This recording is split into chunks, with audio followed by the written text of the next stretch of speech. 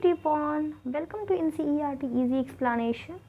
In this video हम बात करेंगे एक्सचेंज ऑफ गैसेस के बारे में। हमारा चैप्टर चल रहा था breathing and exchange of gases. तो चलो स्टार्ट करते हैं। Alveoli are primary site of exchange of gases. Alveoli के बारे में कह रहा है कि ये प्राइमरी साइट होता है गैसियस एक्सचेंज का। Exchange of gases also occurs between blood and tissue, यानी कि ब्लड और टिश्यू लेवल पे भी ऑक्सीजन और CO2 का एक्सचेंज होता है। कैसे होता है? तो ये सिंपल डिफ्यूज़न के थ्रू होता है, क्योंकि बेस्ड ऑन प्रेशर या फिर कंसंट्रेशन ग्रेडियंट के बेसिस पे होता है। कहने का मतलब ये है, दो बातें तुम्हें अब तक याद रखनी है कि एल्वियोलाई जो होता है वो प्राइमरी साइट होता है गैसियस एक्सचेंज का। दूसरी बात ये है कि सिंपल डिफ्यूज़न के थ्रू टिश्यू और ब्लड में भी ऑक्सीजन और CO2 का एक्सचेंज होता है, और वो प्रेशर ग्रेडियंट या फिर कंसंट्रेशन ग्रेडियंट के बेसिस पे होता है। ठीक है।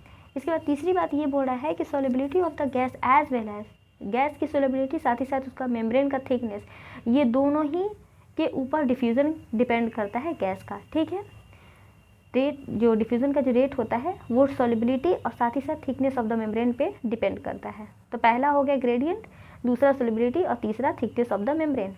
अब बात करते हैं pressure contributed bye an individual gas in a mixture of gas is called partial pressure.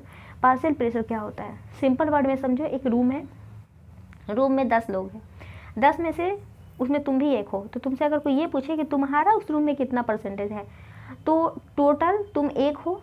अब मान लो वहाँ पे 10 लोग हैं, तो ये है तुम्हारा उस रूम में प्रेजेंस। वैसे ही है कि pressure contributed bye an individual gas, किसी एक गैस का प्रेशर मिक्सचर ऑफ गैस में जब निकालोगे तो उसको हम लोग पार्शियल प्रेशर बोलेंगे। ठीक है।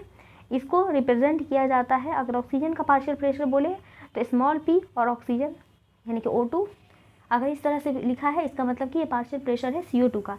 ठीक है। अब बात करते हैं कि जो partial pressure of these two gas in the atmospheric air and the two site of the diffusion given, ये हमारा कुछ टेबल दिया हुआ है जिसमें आपको ऑक्सीजन का ग्रेडियंट दिया हुआ है। मतलब कि एटमॉस्फेयर में, ये टेबल आपको याद होना चाहिए, टेबल से क्वेश्चन आते हैं कि एटमॉस्फेयर में ऑक्सीजन सबसे ज़्यादा मान लो है 159%, जबकि CO2 जो होता है वो 0.3% है।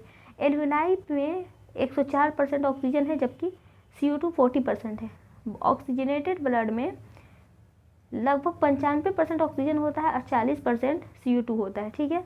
तो देखो ये कॉमन क्या क्या हुआ, एल्वियोलाई और ऑक्सीजनेटेड ब्लड में CO2 सेम है, यानी कि उसका प्रेशर सेम है, जबकि डीऑक्सीजनेटेड ब्लड में या फिर टिश्यू में ये देखो 40 इसमें भी है, 40 इसमें भी, ये सेम है। तो इस तरह से आप याद रख सकते हो कि ये प्रेशर ग्रेडियंट है। ये वाला डायग्राम आपको याद होना चाहिए। सिंपल है कि ये हमारा एल्वियोलाई है, यानी कि लंग्स को दिखाया गया, जहाँ पे ऑक्सीजन का पार्शियल प्रेशर है और CO2 का पार्शियल प्रेशर है। यहाँ पे इंस्पायर्ड एयर बॉडी के अंदर आया, यानी कि लंग्स के अंदर आ रहा है, यहाँ पे ये बाहर जा रहा है। जो इंस्पायर्ड एयर अंदर आ रहा है यानी कि ऑक्सीजन के साथ रिच है, वो पल्मोनरी सर्कुलेशन में, यानी कि पल्मोनरी वेन के थ्रू हार्ट में जाएगा, फिर वहाँ से वो पूरे बॉडी में जाएगा, यहाँ से फिर वो टिश्यू में जा रहा है सिस्टेमिक आर्टरी के थ्रू, फिर वहाँ से सिस्टेमिक वेन के थ्रू वापस से हार्ट में आएगा, फिर ये पल्मोनरी आर्टरी के थ्रू लंग्स में चला जाएगा और वहाँ से फिर वो बाहर निकल जाएगा। ठीक है। इसके अलावा यहाँ पे है कि एज द सोलिबिलिटी, जैसे जैसे CO2 का जो एक बात याद रखनी है कि जो CO2 की जो सोलिबिलिटी होती है वो लगभग 20 से 25 गुना ज़्यादा होती है एज़ कम्पेयर टू ऑक्सीजन। ठीक है। ये हमारा ये परसेंटेज आपको याद, सॉरी ये पॉइंट याद रखना है कि 20 से 25% ज़्यादा होता है। इसके अलावा the diffusion membrane is made up of 3 major layer, 3 major layer से बने होते हैं डिफ्यूजन लेयर, जिसमें सबसे पहले आता है thin squamous epithelium of the alveoli, ये thin squamous epithelium of the alveoli.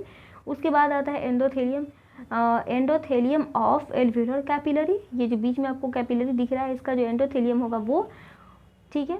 And basement का जो सबस्टांस होगा वो। ठीक है। तो ये 3 चीज़ से मिल करके आपका बना होता है। ठीक है, डिफ्यूजन मेम्ब्रेन। इसके बाद है कि इट्स टोटल थिकनेस इज, इसका जो टोटल थिकनेस होता है वो 1 मिलीमीटर से भी कम होता है, इसलिए ये सारे फैक्टर मिल करके डिफ्यूज़न को फेवर करते हैं। ठीक है। This is all about diffusion exchange of gases के बारे में। मिलते हैं नेक्स्ट वीडियो में।